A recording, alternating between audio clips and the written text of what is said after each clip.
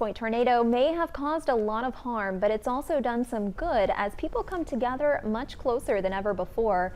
Lauren Martinez shares the uplifting news of two spiritual leaders merging their congregations for a much-needed moment of fellowship.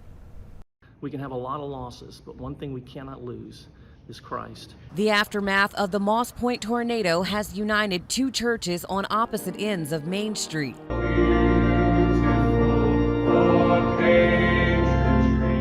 Both sharing commitments to the community and spreading the gospel of Christ.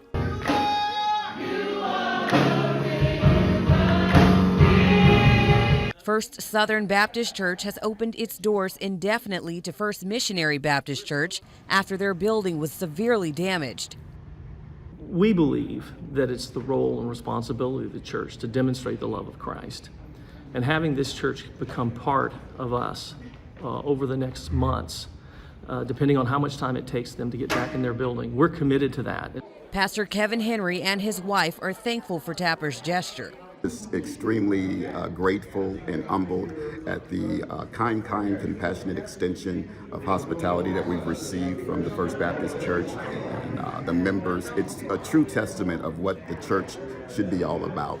Both pastors lead entirely different services, but the message remains the same. There's always hope, and I think that many people don't realize that a tornado can do a lot of things. A hurricane can do a lot of things. But for those people who are people of faith, it can't take away our joy, it can't take away our peace, it can't take away the things that are important to us. We all have the identity of redemptive work of Christ in us. And so that is really what brings us together, and that is working in this fellowship. And we're amazed to see what God will do as a result of it. The churches will continue running back-to-back services until First Missionary's building is restored. In Moss Point, Lauren Martinez, WLOX News Now.